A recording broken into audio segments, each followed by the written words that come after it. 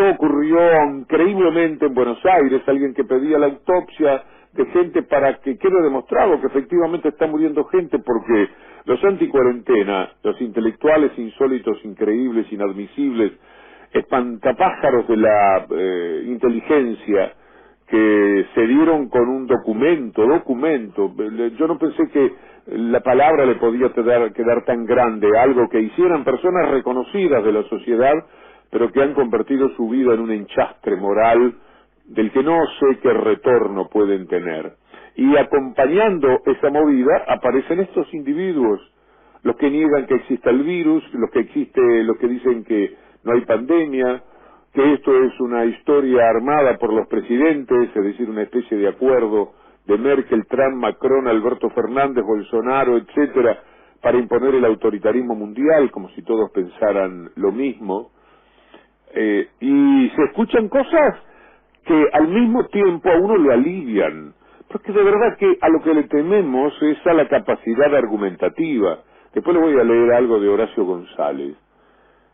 Una partecita, tengo muchas lecturas del fin de semana, cosas que me gustaría tanto que leyera todo el mundo, porque son cosas que a uno inmediatamente lo hacen un poquitito mejor dentro de las limitaciones que tenemos. Indudablemente la derecha ya está completamente olvidada del buen raciocinio, de aquello que permite por lo menos respetar una opinión que es contraria, porque hay una base argumental, porque hay algo que uno dice, sí, mira, puede ser, yo pienso distinto, te quiero decir otra cosa respecto a eso, pero por lo menos merece una respuesta, no la impotencia en la que uno se hunde frente a esta estupidez humana que llega a grados que no habíamos imaginado en personas que por otra parte han tenido relieve público en la República Argentina. Vamos a hablar de esto también porque es parte de esa locura a la que tenemos que combatir. Escuchemos de nuevo a este señor que dice que pide una autopsia y después se explica cómo es que del micrófono, de los canales, sale una especie de mala onda hacia la gente, no se entiende qué es lo que quiere decir, solo él lo puede comprender, y nadie más. Escuchémoslo una vez más, para que quede claro que alguna vez esta fue la consecuencia de lo que los intelectuales hacen. Hay otra carta que vamos a atender, de 11.000 hombres de la actividad científica, intelectual del país. Es una cosa completamente distinta, de la que uno se da cuenta inmediatamente cuáles son los efectos positivos en el análisis que se puede hacer. Pero que sepan los de la infectadura, los de la carta, que la consecuencia son personajes como este. Yo quiero ver dónde están las autopsias filmadas, porque tenemos esto, tenemos la mejor cámara del mundo, tenemos todo. ¿Por qué no nos muestran una autopsia en vivo? ¿Qué es eso que tiene el micrófono ahí? ¿Para qué ese plástico? Ese plástico, a través de esa cámara, envía miedo, terror. Eso es lo que manda la población. Con una alimentación vegana, alcalinizás tu cuerpo, y en un cuerpo alcalino, la enfermedad no existe. Así están las cosas. Mi querida Cintia, saluda a la García, buen día. Buen día, Víctor Hugo, buen día, compañeros. Mirá, es todos estos que escuchamos testimonios de la anticuarentena, de ese formidable trabajo de Lautaro Maislin, tiene también su refuerzo en esta carga de infectadura. Yo te leo solamente un párrafo, permitímelo. Dice, el gobierno encontró en la infectadura un eficaz relato legitimado en expertos, seguramente acostumbrados a lidiar con situaciones de laboratorio y ratones de experimentación, pero ignorantes de las consecuencias sociales de sus decisiones. Es uno de los delirantes párrafos de este documento, comillas.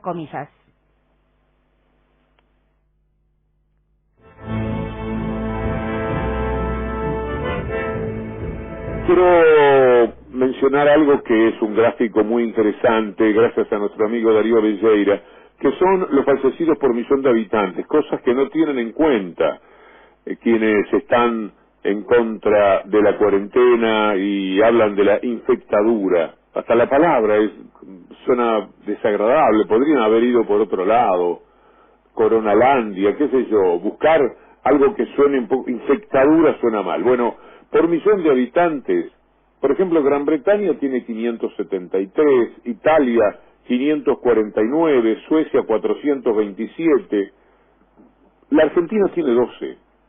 Y probablemente por esto, la distancia que hay entre 12 y 573, entre 12 y 549, entre 12 y los 427 de Suecia, entre 12 y los 132 de Brasil por millón de habitantes, entre 12 de la Argentina y 132 por millón de habitantes de Perú, entre 12 de la Argentina y 104 de Alemania, entre 12 muertos por millón de habitantes de Argentina y 50 de Chile, debe estar lo que le falta de raciocinio a la gente que está en contra de la cuarentena.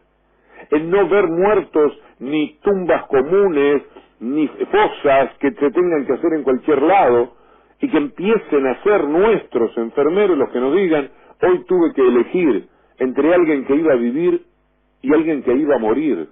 Que esto es lo que pasa en buena parte del mundo. Recientemente yo pasé 2 o 3 veces una nota referida a ese tema de Chile, en la columna.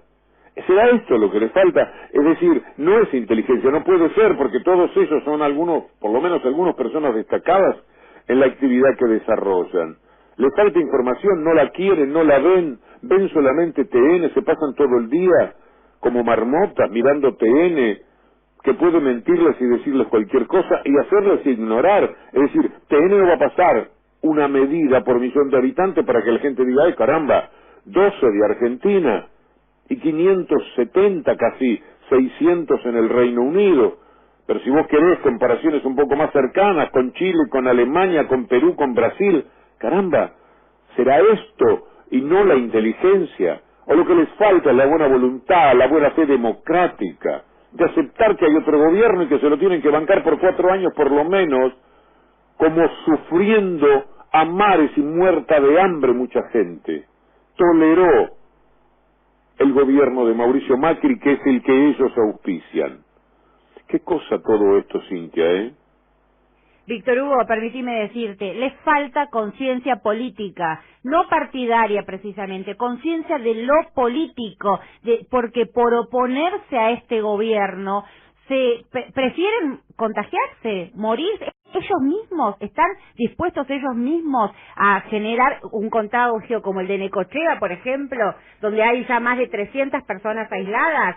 Esta carta infectadura dice: clases suspendidas, enfermos que no pueden seguir sus tratamientos, familias separadas, muertos sin funerales y ahora la militarización de los barrios populares. Hay que decir, Cintia, que la ciudad ha sumado cientos de casos otra vez, que pasó Buenos Aires capital el número de 8.000 contagiados, que también parece que les faltara esta data a la gente, que no estamos hace 3 semanas cuando hablábamos de 4.000 casos. Estamos hablando de una cantidad ya preocupante, ya de un volumen importante, y que rápidamente se puede multiplicar. Es decir, ahora podemos concebir que la Argentina llegue, por ejemplo, a los 40.000 infectados.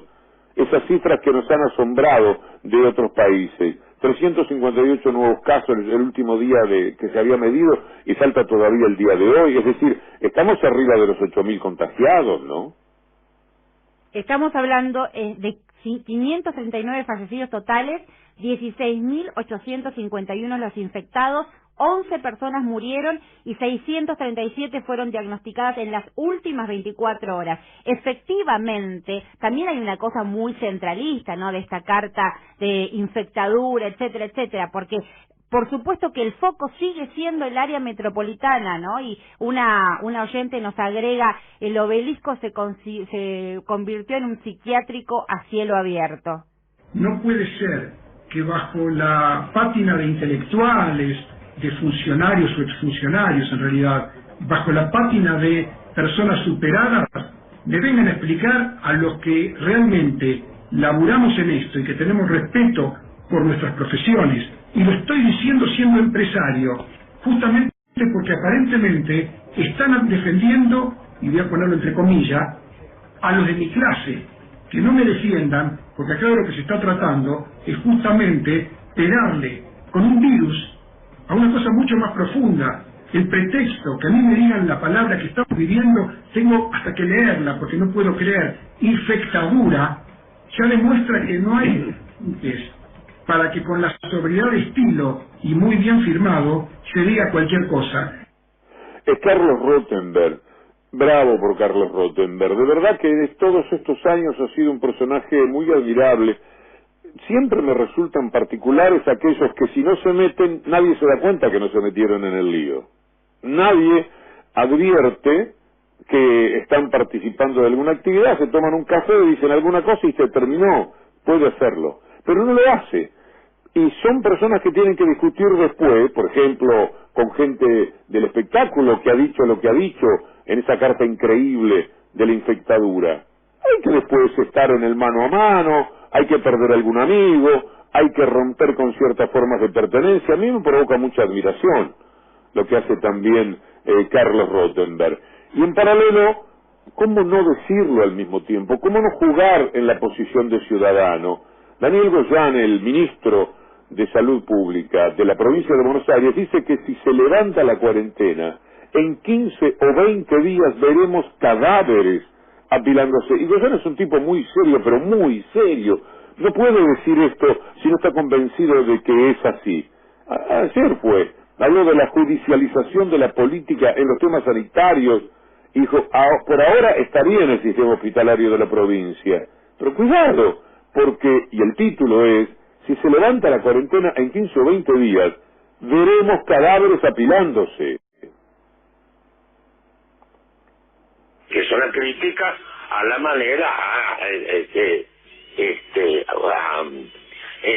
estar encantado con ser la cuarentena más larga del mundo, y hay problemas que todavía no terminó, y hay problemas serios sociales que en la sociedad que nadie podrá discutir ni sospechar que no los hay. Si no hablas de la cuarentena, sos un traidor a la patria. Acá esta es la costumbre del peronismo de toda la vida. Así a mí no me cabe ese tipo de amenaza del peronismo, porque es una crítica a una actitud que es lógica en la democracia. Si ellos no están del todo convencidos de esto, de la democracia, pero bueno. Luis Brandoni, ¿no? Abanderado de las políticas anti-cuarentena, abanderado de las críticas al gobierno, desde un lugar hasta de gorila, ¿no? Te lo digo, porque inmediatamente habla del peronismo. Mirá, lo que dice esta carta que firman, entre otros, Brandoni, dice: la democracia está en peligro, posiblemente como no lo estuvo desde 1983.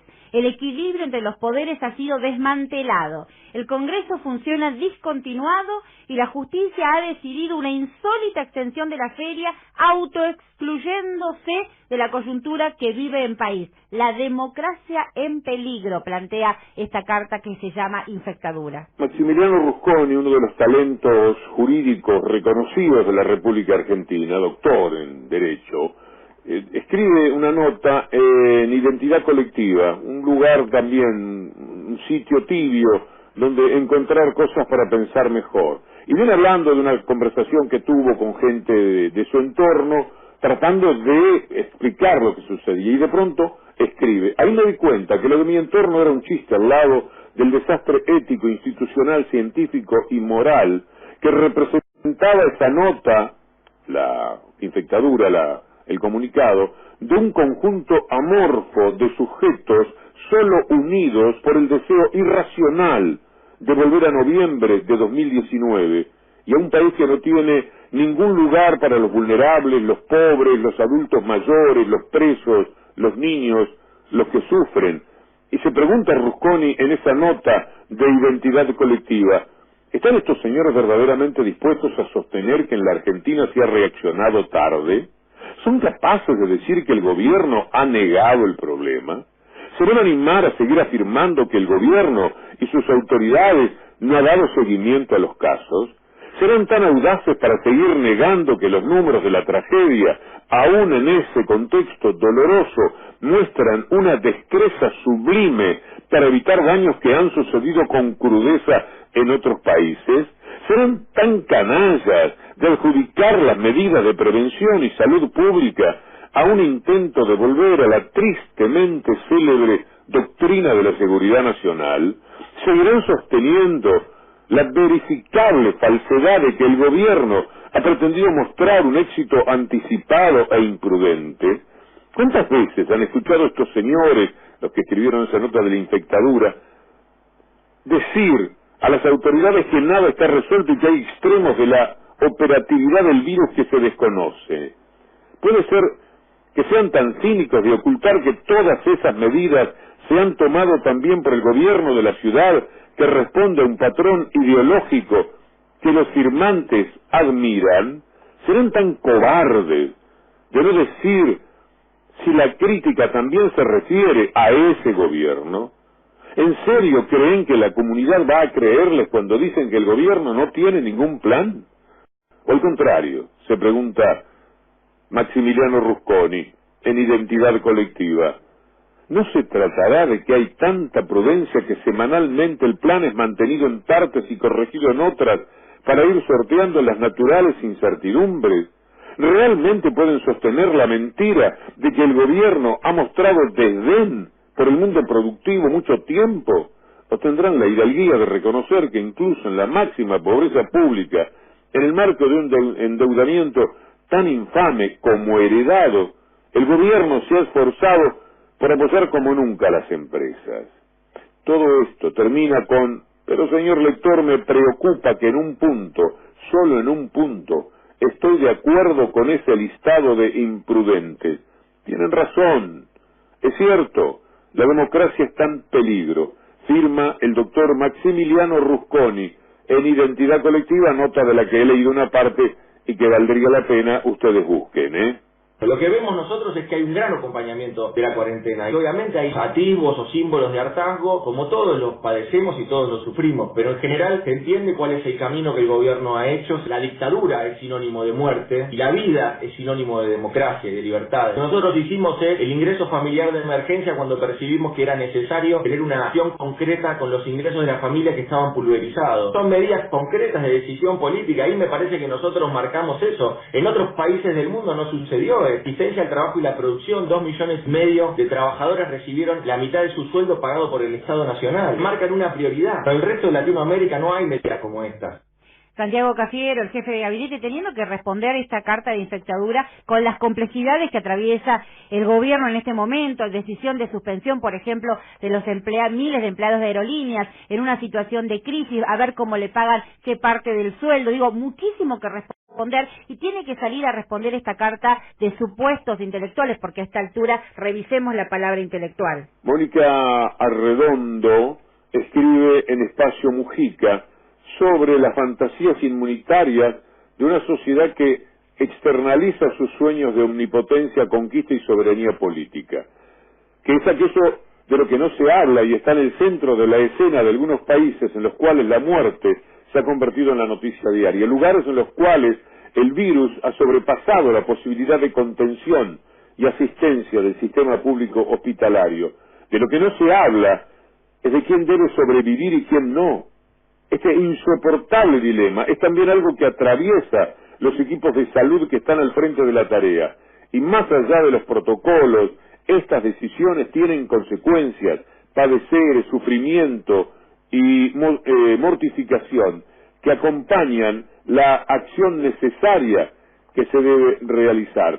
Es un planteo que hace Mónica Redondo y que me parece que también está dentro de tantas vueltas en positivo que podemos dar para que se entienda, Cintia, la brutalidad de toda esta situación. Difícil argumentar, ¿no?, frente a estos sinsentidos. Adrián Stoppelman, el fin de semana que estábamos en contacto, preguntó: ¿alguno de los firmantes de la solicitada carta, documento, lo que fuere, llamado infectadura, fue a esta movilización anticuarentena? No, fue la respuesta. Ninguno fue, porque una cosa es decir y otra cosa es hacerse cargo. Lo que ocurrió el fin de semana entre la carta y el obelisco habla de un fogoneo al que la enorme difusión mediática potencia. Yo quiero ver dónde están las autopsias filmadas, porque tenemos eso, tenemos las mejores cámaras del mundo, tenemos todo. ¿Por qué no nos muestran una autopsia en vivo? ¿Qué es esto que tiene el micrófono ahí? Para que ese plástico, a través de esta cámara, envía miedo. Está hablando en el obelisco de Buenos Aires, entre algunos cientos de personas, sacadas a la calle por la gente de la infectadura, por TN, por el grupo Clarín. Este es el tipo de gente que los sigue, pero es peligroso, es muy peligroso lo que hacen. Están jugando demasiado con la locura de la gente.